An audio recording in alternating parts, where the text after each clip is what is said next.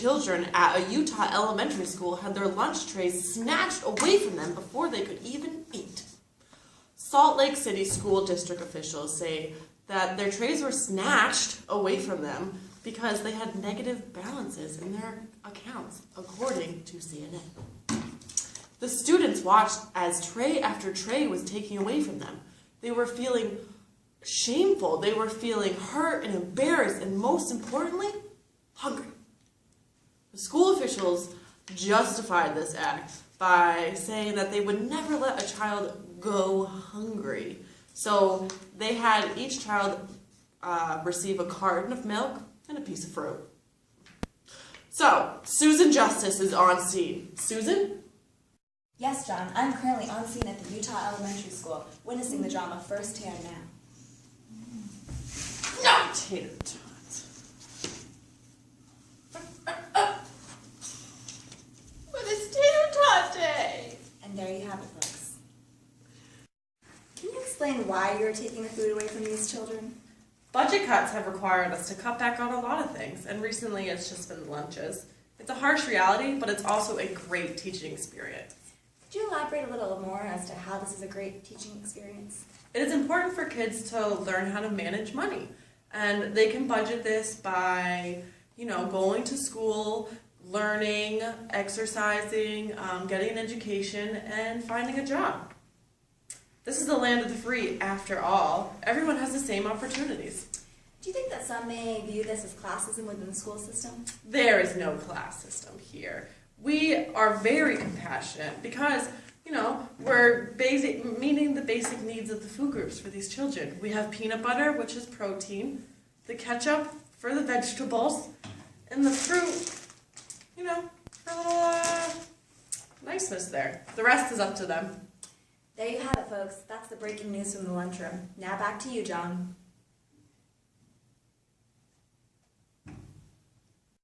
Thank you, Susan, for letting us see the events unfold in that Utah school district. Today, in the studio, we have two experts in the field of policy. We have Susan Peoples and Seymour Tightwad. No, it's Tightwad. Yeah. Tightwad. Mrs. Peoples, can you tell us your perspective? No classism. There's a $175,000 family income gap within the school system that would suggest otherwise. I would like to respond to that. I'm tired of picking people up by my bootstraps. People are just lazy. That's the problem. That's the real problem. There are plenty of opportunities out there. Lots for the picking. The problem is people aren't willing to pick. They just want things handed to them. The only way to get those kind of people is to get them where they care. They're children. Target the kids. Well, targeting the kids makes absolutely no sense. A good society takes care of its weakest members, like its children. And looking at it financially, the money we spend on children will pay off in the long run. Nutrition is a perfect example. Studies show that proper nutrition in the early years affect cognitive development and ability. Smarter kids means better jobs.